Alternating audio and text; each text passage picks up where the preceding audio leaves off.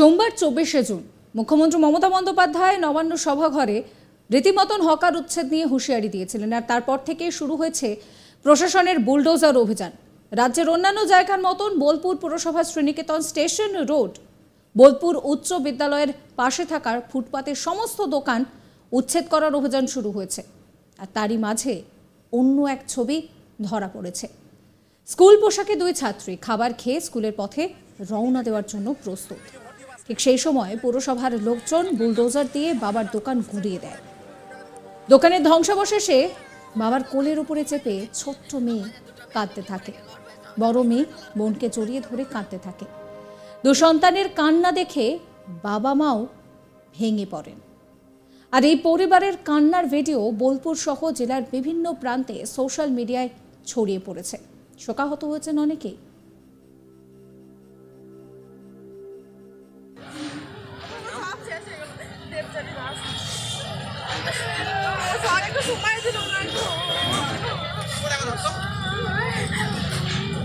কোন ক্লাসে পড়ে?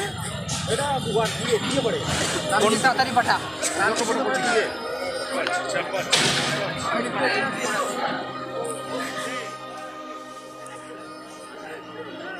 অসহায় হয়ে গেলাম। এবার চুরি ডাকাতি করবো।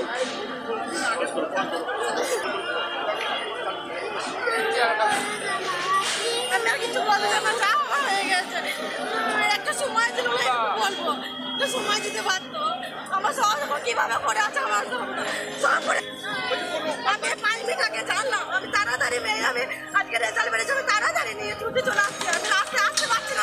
ডাকাতি করবো না, ভিক্ষা করবো, যাই ওটা করবো, তখন না জেলে ঢুকবো না। দিদি দেখবে। রাজু দাসের দুই কন্যা, একজন বোলপুর উচ্চ বালিকা বিদ্যালয়ের ছাত্রী আর একজন রামকৃষ্ণ মিশনের ছাত্রী। সেই দিন তাদের আর স্কুল যাওয়া হয়নি, জুটল না খাবারও। বাবার দোকান ভেঙে দেওয়ায় ওই দুই ছাত্রী আর স্কুলেও যেতে চাইছেন না। রাজু দাসের মেয়ে কি বলছে শোনাবো। সোশ্যাল মিডিয়ায় তীরের গতিতে ভাইরাল, এমনকি দেখাও যাচ্ছে তোমার জন্য আজকে, তোমার বাবার জন্য বা তোমাদের পরিবারের জন্য আজকে মানুষ প্রতিবাদও করছে বিভিন্নভাবে। তোমার মুখ্যমন্ত্রী মমতা বন্দ্যোপাধ্যায়ের কাছে কি আর্জি রয়েছে এই মুহূর্তে? আমার মতন যারা 5টা বাবা আছে, যাদের পিতা আছে, তাদের সেই রকম, তাদের যেন এরকমভাবে দোকান ভেঙে দিয়েছে, সেই রকমভাবে তাদের যেন দোকান ফিরে আসে। এইটুকুই চাই মমতা দিদির কাছে, এইটুকুই চাই শুধুমাত্র। যেমন আমার বাবার দোকান ভেঙে দিয়েছে, সেরকম তো 5টা মেয়েরও এরকমভাবে পিতার দোকান ভেঙে দিয়েছে। তো এবার আমিও সেটাই চাই যে যাদের সবারই যেন দোকান ফিরে আসে। এইটুকুই যেন আমার আশা, এইটুকুই আমার ভরসা।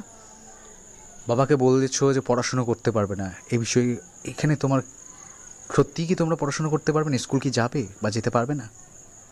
আমার বাবা যদি পারে তাহলে আমাকে স্কুল পাঠাতেই পারে, কিন্তু এভাবে দোকানটা যে ভেঙে দিল, তাহলে ওটা মানে আমি বাবাকে যা চাইতাম আমাকে বাবা সেটাই এনে দিত।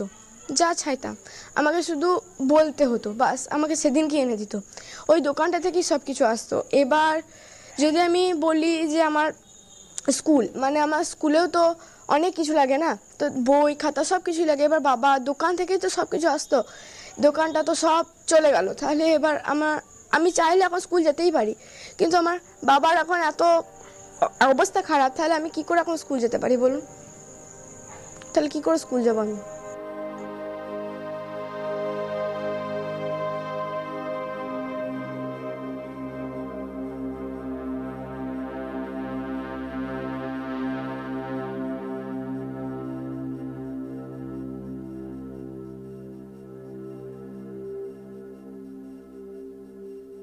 রাজু দাস কি বলছেন শোনাবো। কি হয়েছিল সেদিন? আপনার মেয়েরা কেন কান্নায় ভেঙে পড়েছিল? আমার ফুটপাতের মধ্যে যে দোকান ছিল, সেই দোকান থেকে আমার ছোট ছোট ছেলেদেরকে মানুষ করার জন্য, জীবন জীবিকা বহন করার জন্য ওই দোকান থেকে সমস্ত সব কিছু তো করতাম খেটে। কিন্তু সেই দোকান ভেঙে দেওয়ার জন্য ছোটো থেকে ছেলেরা আমার দেখে আসছে, দেখে বাবার দোকানটা ভেঙে যাওয়ার পরিপ্রেক্ষিতে শোক সামলাতে না পেরে তাই ছেলেদেরও ভেঙে পড়েছে। আমি বোঝাতে পারছি না এত করে যে আমার বাবার জীবন জীবিকা সব চলে গেল, দোকান ভেঙে দিল, তাহলে আমাদের সংসার চলবে কী করে, আমরা পড়া করবো কী করে? তাই ছেলে দুটো আমাকে বারবার বলে দিচ্ছে, বাবা আমাদের টিউশনি ছাড়িয়ে দেবে, বাবা আমরা ঘরে পড়বো, বাবা আমরা কি খাবো, এইরকম করে বারবার আতঙ্কিত করে তুলছিল। তার জন্য কান্নায় ভেঙে পড়েছিল। আপনি বেশ কিছু কথা বলছিলেন যে চুরি করব এরকম ধরনের তাছাড়া তো প্রশ্নসূচক, তখন আপনার মেয়েরা কি বলছিল আপনাকে পাশ থেকে বলছে না বাবা ওই কথা বলো না, আমরা পড়াশুনো করবো না, টিউশনি পড়বো না, আমাদের নিয়ে ছাড়িয়ে দেবে আমি বলছিল। আর তাছাড়া আমার তো উপায় নাই, চুরি চামারি করার ছাড়া, তো আমি তো বেকার হয়ে গেলাম। এবং সেই সময় আপনার দুই কন্যা সন্তান তারা কি করছিল? তারা অজরে কাঁদছিল বাবার কথা শুনে, সহ্য করতে না পেরে বাবার দোকান ভেঙে দিয়েছে দেখে। আপনার পাশে এই মুহূর্তে প্রশাসন বা পুরসভার প্রশাসন বা আপনার ওয়ার্ডের যে কাউন্সিলর তারা কি কেউ পাশে এসে দাঁড়িয়েছে? না, এই মুহূর্তে এখনও পর্যন্ত কেউই আসেন নাই বা কিছু বলেনও নাই। আমরা খুবই ভেঙে পড়েছি, বিছানাক্ত হয়ে বসে আছি। 27 জুন মুখ্যমন্ত্রী বলেছেন হকারদের জন্য 2000 টাকা দেওয়া হবে, তাদের 1 মাসের সময় দেওয়া হবে বা বিভিন্ন যে সুবিধা রয়েছে সেইগুলো কিন্তু ঘোষণা করেছেন। তো এইগুলোতে আপনারা এটাকে কিভাবে দেখছেন আর কি বলবেন এই প্রসঙ্গে? দেখুন, যেখানে জীবন জীবিকার একটা লড়াই ছিল সেই জায়গায় যখন চলে গেছে, আর ওই সব আস্থা সান্ত্বনা বাক্য নিয়ে আমরা আর কী করবো, মাথায় নিয়ে ঘুরে বেড়াবো? এটা তো আর কিছু মানে কুল কিনারা পাচ্ছি না, কখন কে কী দেবে। আর 2000 টাকায় কি আমাদের সংসার চলবে বলুন? একটা ফুটপাতের মধ্যে দোকান ছিল, সেখান থেকে আমাদের জীবন জীবিকা সবই চলতো, ছেলেদের পড়াশুনো টিউশনি। আর ওই 2000 টাকা কি আমাদের সংসার চলবে বলুন আপনি? এই মুহূর্তে মুখ্যমন্ত্রীর কাছে আপনার কোনো আর্জি আছে? আর্জি আছে আমার মেয়েদেরকে মানুষ করার জন্যে যদি কোনো একটা সুরাহা করে দেন, সেইটাই আমার বিশাল কিছু ব্যাপার। দিদির কাছে অনুরোধ। রাজ্য বা দিল্লি বারবার বলছে বেটি পড়াও বেটি বাঁচাও, কখনো কন্যাশ্রী পথশ্রী বিভিন্ন, তাহলে আজ আপনার মেয়েরাই কিন্তু পড়াশুনো করবে না, বিমুখ হবে বলছে অর্থের অভাবে। এই বিষয়টাকে আপনি কিভাবে দেখছেন? সেটা আমার তো খুবই খারাপ লাগছে ভেতর থেকে, কিন্তু কাকে কি করে কী বোঝাবো বলুন? কাকে কিভাবে বলবো বলুন? আমার তো কেউ নেই মাথার উপরে, কাকে কিভাবে বলবো? কেউ তো আমার পাশে দাঁড়ায়নি, কেউ পাশে নেইও।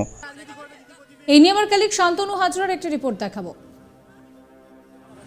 উচ্ছেদ অভিযান, জেসিপি, এই চিত্রের মাঝে কিন্তু এক বিরল চিত্র উঠে আসে।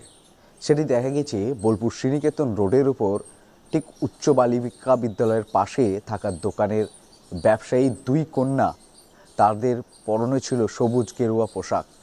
একজন বোলপুর উচ্চ বালিকা বিদ্যালয়ের ছাত্রী আর একজন বোলপুর রামকৃষ্ণ মিশনের ছাত্রী।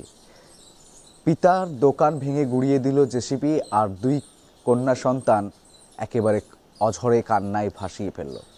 পিতা ক্রোধিত অবস্থায় এবং ক্ষুব্ধ অবস্থায় বলতে শোনা যায়, এবার আমরা কি করব? চুরি করব বা অন্য পথ বেছে নেব। ঠিক এই সময় তার 2 কন্যা সন্তান কাঁদতে কাঁদতে পুরো চোখ ভাসিয়ে বলছে, না বাবা, তুমি এরকমটা করতে। সাবস্ক্রাইব করবেন আজ তাক বাংলার ইউটিউব চ্যানেলকে, ফলো করবেন হোয়াটসঅ্যাপ চ্যানেলও।